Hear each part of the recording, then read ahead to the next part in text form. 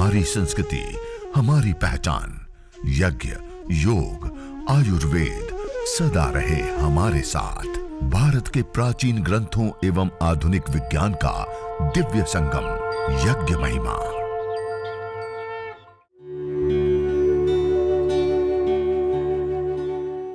भारतीय संस्कृति में यज्ञ, योग एवं आयुर्वेद जैसी अमूल्य विद्याएं हैं, जिसका मूल है वेद। इतिहास की ओर दृष्टि डालें तो भगवान राम, भगवान कृष्ण से लेकर राजा महाराजाओं, ग्रामवासियों व अरण्यवासी ऋषियों की कुटियों तक नित्य व नैमित्तिक यज्ञों का प्रचलन देखने को मिलता है। और सबसे ज्यादा के साथ साथ सबसे इंपॉर्टेंट, महत्वपूर्ण भी हमारा कोई आहार होता है तो वो भी वायु होता है। हम ठोस रूप आहार, रोटी, दाल, चावल आदि खाना छोड़ दे, तब भी हम 2 से 3 सप्ताह जीवित रह सकते हैं।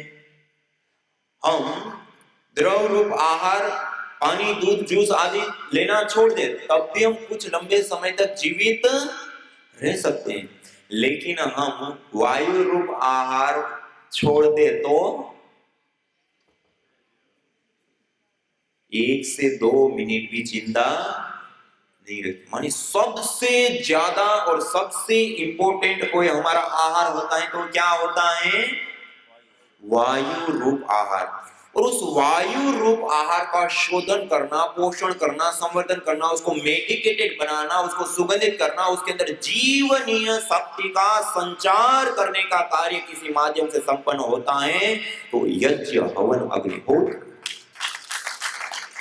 ये सबसे बड़ा हमारा, और हमारा ही नहीं, जीव मात्र का सबसे बड़ा इंपॉर्टेंट आहार होता है वायु रूप आहार। तो इस वायु रूप आहार का शोधन पोषण इस यज्ञ के माध्यम से होता है। इससे अतिरिक्त देखिए, इसका एक महत्वपूर्ण और विशेष लाभ होता है चिकित्सा लाभ। क्या लाभ होता है? यज्ञ एक विशुद्ध साइंटिफिक चिकित्सा पद्धति है। आयुर्वेद के अंदर 3 प्रकार की चिकित्सा अलग अलग बताई, उसमें यज्ञ को देव व्यापासय चिकित्सा कहते हैं। देव चिकित्सा क्या कहते हैं? देव चिकित्सा। और हवन करके आयुर्वेद में बताया कि यया प्रयुक्त्या चेष्ट्या राजयक्ष्मा पुराजित ताम वेद विहिताम आरोग्यार्थी प्रयोज्य। मानी जब दुसाध्य असाध्य कोटि में व्यक्ति चला गया है, रोग की अवस्था बिगड़ चुकी है, अब कंट्रोल में नहीं आ रही है, ऐसी अवस्था में यज्ञ चिकित्सा, हवन, अग्निहोत्र करने के लिए विशेष रूप से कहा और उस दुसाध्य रोग से जीतने के लिए कहा है। इसी प्रकार अथर्ववेद में विशेष रूप से बताया, यदि क्षितायुर यदि वा परेतो यदिर मृत्योरंतिकम नितएव तमारामि अस्पार्श्वमेनं सतसादाय। यदि क्षितायु, यदि व्यक्ति की आयु क्षीण हो गई, उनके प्राण क्षीण हो चुके, धातु ये क्षीण हो चुके, यदि क्षितायु यदि वा परेतो यदिर मृत्योरंतिकम, यदि मृत्यु के अंतिम स्थिति में पहुंच गया, तमारामि, उसको भी मैं बाहर लाता हूं और सतसादाय 100 साल की निरोग आयु प्रदान करता हूं यज्ञ चिकित्सा से। अथर्ववेद में भी इस प्रकार बताएं। और आपको जानकर के आश्चर्य होगा, आज जो आयुर्वेद में सब जगह पे बताएं, उसके आधार पे कुछ अलग अलग जड़ी बूटियों को लेकर के अलग अलग हवन करके उससे उठने वाला जो धूम्र होता है उसको एनालाइज करके, आज जो हम एलोपैथ आदि की दवाइयां लेते हैं तो उसको बनाने का एक पूरा तरीका होता है कि उसके तत्व कौन कौन से हैं, कितनी मात्रा में है, कैसे लेंगे, इस एक पूरी तकनीक होती है। HPLC, GCMS आदि, उन तकनीकों का प्रयोग करके एक एक हवन अलग अलग जड़ी बूटियों से करके और उसके अंदर क्या क्या कंपोनेंट्स, क्या क्या तत्व होते हैं उसको देख करके आपको जान करके आश्चर्य होगा, जो हम ये छोटा सा हवन करते हैं उस हवन के धूम्र के अंदर मल्टीपल कंपोनेंट्स होते हैं, एंटीऑक्सीडेंट, जो हमारी बॉडी को स्वस्थ करने के लिए, हमारे शरीर के अंदर जो विजातीय तत्व होते हैं उसको दूर करने का काम करती है। वो मॉलिक्यूल्स, कंपोनेंट्स भी यज्ञ के धूम्र के अंदर होते हैं। एंटी एफ्लेमेटरी, जो सूजन, दर्द, पीड़ा आदि होते हैं ना, उसके लिए जो हम दवाइयां लेते हैं उसके कंपोनेंट्स भी इसके अंदर मौजूद होते हैं। ऐसे ही एंटी कोलेस्ट्रोलिक, जो कोलेस्ट्रॉल को कंट्रोल करने वाले और हार्ट को तंदुरुस्त दुरुस्त करने वाले कंपोनेंट्स होते हैं, वो भी इस यज्ञ के धूम्र के अंदर होते हैं। एंटी ट्यूबरकोल, जो ट्यूमर आदि हो जाते हैं उसको ना होने दे, ऐसे कंपोनेंट्स भी उसके अंदर मौजूद होते हैं। एंटी माइक्रोबाइल, जो बैक्टीरिया, वायरस, फंगस आदि जो हो जाते हैं, या हम जब फंगल इन्फेक्शन या फिर बैक्टीरिया आदि, दांत खाज आदि हो जाता है, जो दवाइयां लेते हैं एंटी एफ्लीमेटरी, वो कंपोनेंट्स भी इस यज्ञ के धूम्र के अंदर होते हैं। एंटी एंजियोजेनिक, जो कैंसर हो गया है तो उसको ठीक कर देता है, और नहीं हुआ है तो कभी होने ना दे, ये कंपोनेंट्स भी उसके अंदर होते हैं। और उसके साथ साथ एंटियो ब्यूटाजेनिक, जो हमारे जीन्स के अंदर बदलाव आते हैं उसको भी रोकने वाले मॉलिक्यूल्स, कंपोनेंट्स एक साथ इस यज्ञ के धूम्र के अंदर होते हैं। यज्ञ का धूम्र विशुद्ध मेडिसिन होता है। और उस धूम्र में आपको अभी मैंने बताया ना, सबसे ज्यादा आहार हम कौन सा लेते हैं? वायु। अब ये सारे मॉलिक्यूल्स हवन किया तो कहां आ गए? उस वायु के अंदर आ गए। और उस वायु में जब हम रहते हैं, उस वायु में जब हम सांस ले रहे हैं, छोड़ रहे हैं, तो वो मॉलिक्यूल्स, कंपोनेंट्स हमारे श्वास के माध्यम से लंग्स तक, लंग्स के माध्यम से ब्लड तक, ब्लड के माध्यम से पूरे शरीर में जाते हैं। और जो दुस्साध्य, असाध्य कोटि की जिसको हम बीमारियां कहते हैं, वो बीमारियां भी यज्ञ करने पर ठीक हो जाती है।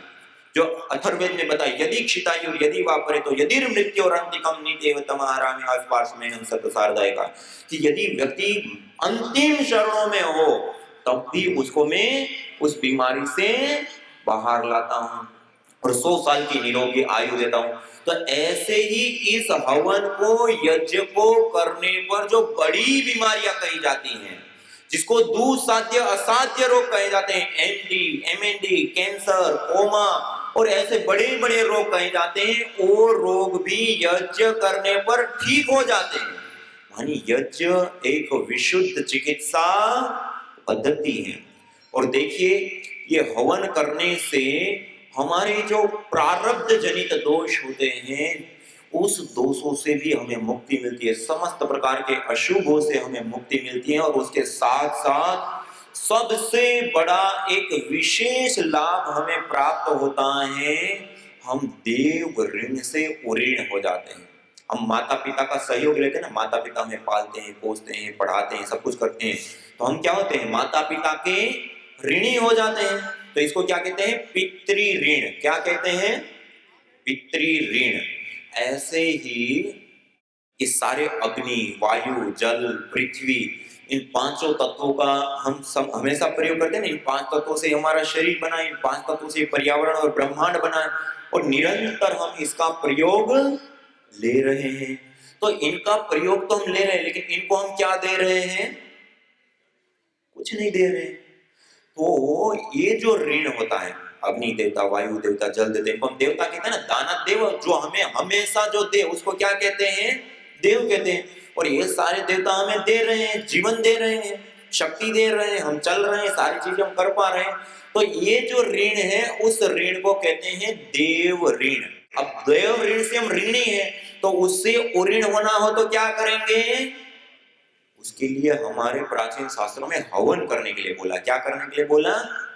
अग्निर्वै देवानां मुखम। अग्नि होती है, वो देवताओं का मुख होते हैं। उस यज्ञाग्नि में जब आहुतियां देते हैं, वो उन सारे देवी देवताओं को पहुंचती हैं और हम देव ऋण से उऋण हो जाते हैं। इसलिए हमारे शास्त्रों में देव यज्ञ प्रतिदिन हर एक मनुष्य को करने के लिए कहा। और श्रीमद् भगवत गीता में भगवान श्री कृष्ण जी कहते हैं, यज्ञ शिष्टा सिन संतो मुच्यन्ते सर्वकिल विषयी भुंजते तो त्वगम पापा ये पचन्ति आत्म कारण। जो व्यक्ति केवल अपने लिए भोजन पकाता है, बिना हवन के भोजन करता है, भुंजते तो त्वगम पापा, वो पापी है, पाप का भोग कर रहा है। और हवन करने के बाद जो भोजन ग्रहण करता है, मुच्यन्ते सर्वकिल विषय, सभी पापों दोषों से मुक्त हो जाता है। और चतुर्थ अध्याय में जाकर से फिर से कहा, यज्ञ शिष्टा अमृत भुजो यान्ति ब्रह्म सनातनम नायम लोको यज्ञस्य कुतो अन्य पुरुषोत्तम। जो यजन करने के बाद प्रसाद रूप अन्न को ग्रहण करता है, और सनातन ब्रह्म को प्राप्त कर लेता है। नायम लोको यज्ञस्य, जो यज्ञ नहीं करता है उसके लिए तो यह लोक भी सुकर नहीं होता है, परलोक की तो बात ही छोड़ दो। और 18वें अध्याय में जाकर के फिर से कहा, यज्ञ दान तपः कर्म न त्याज्यम कार्यमेव तत्। यज्ञ दान तपश्चैव पावनानि मनीषिणाम। यज्ञ करना, दान करना और तप करना, ये कार्यों को हमें कभी भी त्याग नहीं करना चाहिए। ये तो मनुष्यों को भी पावन करने वाले होते हैं।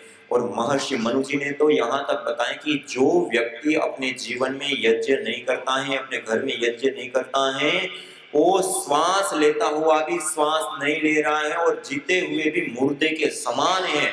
और आचार्य चाणक्य जी ने तो यहाँ तक बता दिया है कि स्वाहा स्वधा कार विवर्जितानि स्मशान तुल्यानि गृहाणि तानि।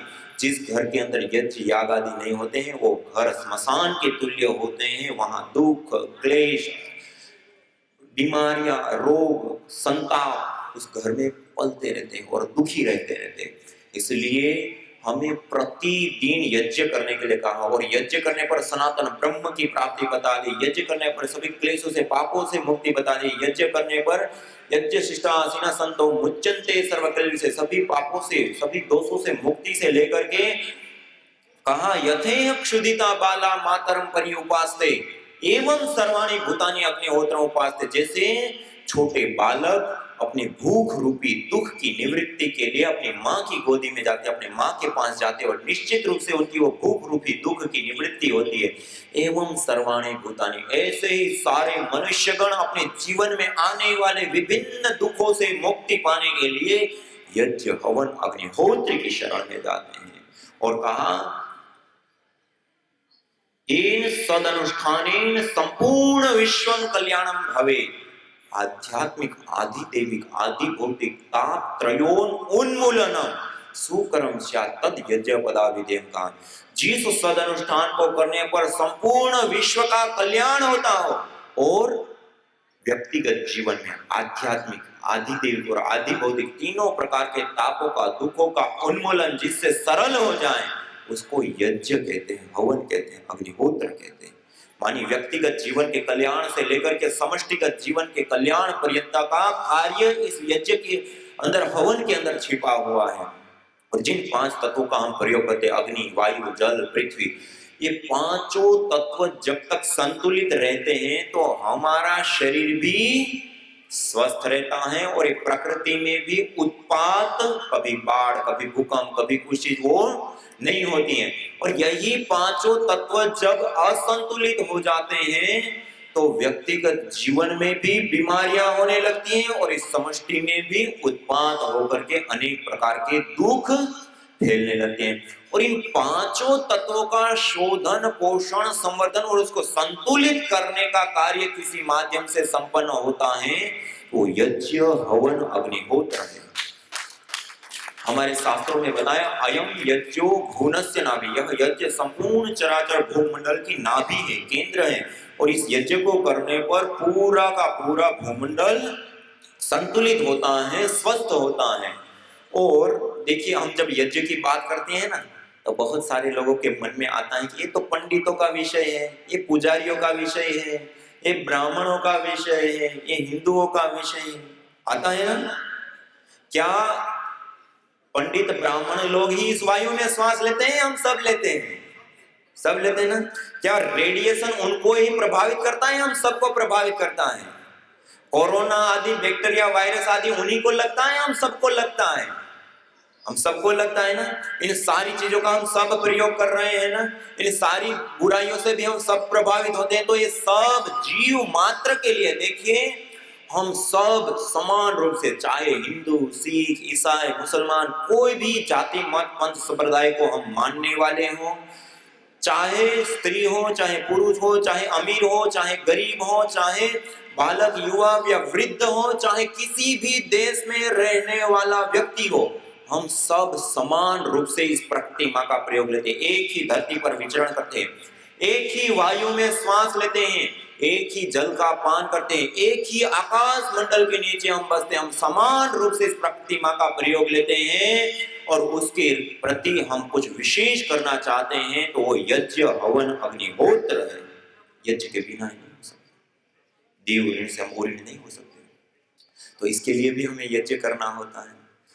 तो इसके लाभ हम देखें तो अनंत है, अथाह है। और यदि बीमारी हो जाती है, देखिए चिकित्सा भी एक बहुत बड़ी चीज है। आज वर्तमान में जिस चिकित्सा पद्धति का हम बड़े रूप में प्रयोग ले रहे हैं, इसके कारण से साइड इफेक्ट से लेकर के अलग अलग कई सारे और हजारों लाखों रुपए के खर्च करते हुए भी लोग अपने जीवन गंवा देते हैं। मानिए जो बड़ी बीमारियां कही जाए, एक बहुत बड़ी भयावह स्थिति है। और हमारे प्राचीन शास्त्रों में जो यज्ञ चिकित्सा के बारे में बताए हैं, वहां पे जो बड़े रोग जिसको कहे जाते हैं, जिनको दुस्साध्य असाध्य कोटि के रोग कहे जाते हैं, वो भी जैसे मैंने आपको कहा ना, शास्त्रों में भी बताया है। साइंटिफिक रूप से जब अनुसंधान किया तो उसमें भी पाया गया। और उन्हीं अनुसंधानों के आधार पे जब लोगों ने प्रयोग किया तो उन्होंने भी ऐसे अद्भुत स्वास्थ्य लाभ प्राप्त किया है। और आज जो आपके सामने 11 प्रकार की अलग अलग रोगानुसार हवन सामग्रियां रखी है। दुनिया में पहली बार हवन में होमने वाली एलोपैथिक दवाइयों के आधार पे ही एविडेंस बेस्ड हवन में होमने वाली जड़ी बूटियां आज हमारे सामने है। मानी यज्ञ चिकित्सा एक साइंटिफिक यज्ञ चिकित्सा है, जो 24 घंटे हम श्वास लेते हैं, उस श्वास के माध्यम से उस कंपोनेंट्स को पहुंचा करके हम अपनी चिकित्सा करते हैं। उसमें परफ्राल आदि तत्व दूसरे हमें गुड हार्मोन्स बना करके हमारी चिकित्सा होती है। मंत्र पाठ आदि करते हैं तो उससे हमारे न्यूरोकेमिकल्स आदि बैलेंस होते हैं, जिसके कारण हमारी चिकित्सा होती है। और उसके साथ साथ जो नैनो पार्टिकल यज्ञ से निकलते हैं, वो पार्टिकलों से भी हमारी चिकित्सा होती है। और जो बड़े रोग कहे जाते हैं, दुस्साध्य असाध्य रोग कहे जाते हैं, वो रोग भी ठीक हो जाते हैं। आप सुनना चाहेंगे ऐसे अनुभव? हमारे बीच में हमारे आदरणीय भाई सुरेश भाई जी हैं, जो मुंबई से हमारे बीच में आए हैं। और वो पिछले कई सालों से अपने घर के अंदर प्रतिदिन सुबह शाम यज्ञ कर, घर में ही नहीं, अपने खेत पे, अपनी फैक्ट्री पे, सब जगह पे प्रतिदिन दोनों समय पे वो यज्ञ करते हैं। और उसके साथ साथ उन्होंने कुछ ऐसे जो यज्ञ चिकित्सा के बारे में जब हमने कार्य करना शुरू किया, और जो चमत्कारी बड़े लाभ विशेष सामने आए हैं, मैं उनसे निवेदन करना चाहूंगा कि वो भी उन लाभों को हम सब लोगों के साथ शेयर करें।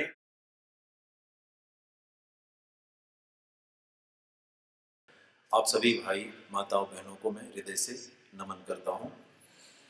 यज्ञ के संबंध में आपने जुड़ी हुई बहुत सारी विचक्षण जानकारियाँ पूज्य स्वामी जी से अभी अभी सुनी। क्या लगा? आपका अनुभव क्या है? स्वामी जी हैं या सुपर साइंटिस्ट हैं? क्या लगा आपको? ऐसे बाबा दिखते नहीं ना बाजार में। ऐसे सन्यासी, ऐसे विद्वान बहुत कम मिलते हैं। पूज्य स्वामी जी निरंतर पिछले 3-4 वर्षों से पतंजलि रिसर्च इंस्टीट्यूट हरिद्वार में यज्ञ संबंधित अनुसंधान के कार्य में संलग्न हैं। उनके साथ जुड़ करके इस कार्य में कुछ और थोड़ा बड़ा सहयोग देने का मुझे भी अवसर मिला। अब ये जो सामग्रियां हमारे सामने आ चुकी, अब ये सारी कुछ व्यवस्थाएं ठीक ठीक सुव्यवस्थित हो चुकी हैं। मैं अपने जीवन के ही अनुभव से आपको अवगत कराना चाहूंगा। न होता प्रदूषण और रोगों का वार, करते यदि यज्ञ योग पेड़ पौधों का विस्तार। यज्ञ योग पेड़ पौधों का विस्तार। यज्ञ शिष्टा सिनः संतो मुच्यन्ते सर्वकिल्बिषैः। भुञ्जते ते त्वघं पापा ये पचन्त्यात्मकारण। अर्थात जो यज्ञ शेष बचे हुए अन्न का पान करते हैं, प्रसाद को प्राप्त करते हैं, प्रसाद को ग्रहण करते हैं, वह मुच्यन्ते सर्वकिल्बिषैः, सभी प्रकार के पापों से, दोषों से मुक्त हो जाते हैं। भुञ्जते तु त्वघं पापा ये पचन्ति आत्मकारणा, जो केवल अपने पेट की आपूर्ति के लिए अन्न को पकाते हैं, वह अन्न नहीं अपितु पापी लोग पाप का भोग कर रहे हैं। यज्ञ को, हवन को, अग्निहोत्र को करने से क्या हमें लाभ प्राप्त होते हैं, उस विषय को लेकर के आपके साथ चर्चा करेंगे। देखिए, हम जिस जीवन को जी रहे हैं, उस जीवन को सुचारू रूप से आगे बढ़ाने के लिए हमें आवश्यकता होती है स्वच्छता की। आप सभी लोग जानते हैं हम यदि अपने वस्त्रों को साफ प्रतिदिन ना करें तो कपड़ों से गंध आएगी, शरीर के ऊपर अनेक प्रकार के बैक्टीरिया पनपेंगे और अनेक प्रकार की बीमारियां। इसी प्रकार हम स्नान आदि क्रियाएं नहीं करेंगे तो उससे भी हमारे शरीर के अंदर खुजली आदि से लेकर के अनेक प्रकार के चर्म रोग पैदा होंगे और परिणाम में हमें दुख मिलेगा। इसी प्रकार से जिस पात्र के अंदर हम भोजन कर रहे हैं उस पात्र को भी यदि हम नहीं धोते हैं या नहीं स्वच्छ करते हैं तो हम दूसरी बार उसमें भोजन नहीं करते, उतनी उसमें बदबू और उतना उसमें दुर्गंध आने लगेगी। इतना ही नहीं, भोजन के पात्रों से लेकर के जिसमें भोजन पकाया जाता है उसकी स्वच्छता से लेकर के जो हम घर का प्रयोग करते हैं वहां पे झाड़ू पोछा करके हम सफाई करते हैं, वहां पे भी हम सफाई नहीं करें तो गंदगी हो जाए और उसके परिणाम में रोग और दुख। कहने का अभिप्राय है कि हम जिस जीवन को जीते हैं उस जीवन में अनेक चीजों का प्रयोग लेते हैं और जिन चीजों का हम प्रयोग लेते हैं उसको स्वच्छ रखते हैं। यदि वो स्वच्छ है तो उसके परिणाम में हमें रोग नहीं होंगे और रोग नहीं होंगे तो दुख नहीं होंगे। इसलिए स्वच्छता बहुत आवश्यक हो जाती है। अब उस स्वच्छता को करने के लिए हम प्रयास करते हैं, हम झाड़ू पोछा लगा करके घर की सफाई करते हैं, स्नान करके शरीर की सफाई करते हैं, वस्त्र प्रक्षालन कपड़े धो करके कपड़े की सफाई करते हैं, बर्तन आदि भोजन आदि के पात्रों का हम सफाई करते हैं। ऐसे ही हम नित्य कर्मों के रूप में हम दांतों आदि का प्रयोग करते हैं, ब्रश आदि करके उनकी सफाई करते हैं। यदि उसको दांतों की भी हम सफाई ना करें कुछ दिन में उसमें बैक्टीरिया आदि पनपेंगे और परिणाम में उसमें बीमारी होगी और उसके कारण हमें दुख प्राप्त होगा। स्वच्छता सफाई बहुत जरूरी और आवश्यक है। अनेक चीजों की सफाई स्वच्छता की हमें अपेक्षा होती है, आवश्यकता होती है। तो जो चीजें हमें दिखाई दे रही है, दिखाई पड़ रही है, उसी तो हम सफाई कर रहे हैं, लेकिन एक चीज हमारे जीवन में ऐसी है जिसका हम इन सारी चीजों से भी अधिक मात्रा में अर्थात सर्वाधिक हम प्रयोग ले रहे हैं और एक सेकंड भी उससे हम दूर भी नहीं रहते, लेकिन उसकी हम कभी सफाई नहीं करते। वह है वायु। वायु का हम निरंतरता के साथ प्रयोग ले रहे हैं, श्वास प्रश्वास के माध्यम से। उसी से हमारा जीवन चल रहा है, एक मिनट भी इससे हम दूर नहीं हो सकते। यदि श्वास को हम छोड़ दे तो 2 मिनट भी हम जिंदा नहीं रह सकते। इस वायु के शुद्धता बहुत जरूरी होती है। यह वायु यदि शुद्ध नहीं है तो उसके कारण अनेक प्रकार की हमारे शरीर में बीमारियां और उन बीमारियों के कारण दुख प्राप्त होगा। इसलिए हमारे ऋषियों ने इस चीज को बराबर देखा था, सही रूप में परखा था और हमारे जीवन में अग्निहोत्र जैसी अमूल्य विद्या को हमें प्रदान किया कि हम प्रतिदिन अपने घर में छोटा सा 2 आहुति 4 आहुति जो हमें अपेक्षित है उतनी आहुति देकर के विशेष जो औषधीय द्रव्य है उसकी आहुति प्रदान करके हम इस यज्ञ को संपन्न करें। और यज्ञ को करके जो वायु का हम शोधन नहीं करते, जिस वायु को हम स्वच्छ नहीं करते हैं, जो हमारे दृष्टिगोचर नहीं होती, हमारी चर्म चक्षु से हम जिसको नहीं देख सकते, लेकिन जिसका हम निरंतर प्रयोग करते हैं और उसके अशुद्ध होने पर हमारे जीवन के ऊपर सर्वाधिक प्रभाव पड़ता है, उस वायु के शोधन के लिए हमें प्रतिदिन यज्ञ करने के लिए कहा। इसलिए इसको भोजन के साथ भी जोड़ा। यज्ञ शिष्टासीना संतो मुच्यन्ते सर्वकिल विषय भुज्यन्ते तु त्वगम पापा ये पचन्त्या। बिना यजन के भोजन करना पाप कह दिया। श्रीमद् भगवद गीता कहो, चाहे मनुस्मृति कहो या और भी हमारे जो वैदिक ग्रंथ है, उसमें सभी जगह भोजन के साथ भी यज्ञ को जोड़े कि हम पहले यजन करें और उसके बाद भोजन करें। क्यों? कि स्वच्छता हम सब जगह पे चाहते हैं और स्वच्छता के कारण बीमारियां नहीं होती और बीमारियां नहीं होती तो रोग नहीं होते तो उसके कारण दुख नहीं होते। यज्ञ भारतीय संस्कृति की मुकुट मणि है, प्रतीक है, मूल है।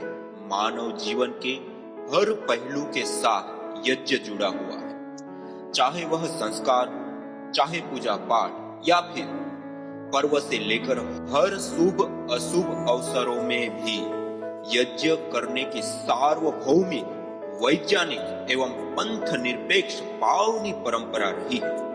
आइए हम संकल्प लें, संसार के श्रेष्ठतम कर्म यज्ञ को अपनाएं। पिंड और ब्रह्मांड में संतुलन कायम करने वाले यज्ञ को अपने जीवन का अभिन्न अंग बनाएं एवं प्रकृति मां के प्रति अपने ऋणों को अदा करें। विश्व स्वास्थ्य का एक नारा, यज्ञ से होगा जग उजियारा।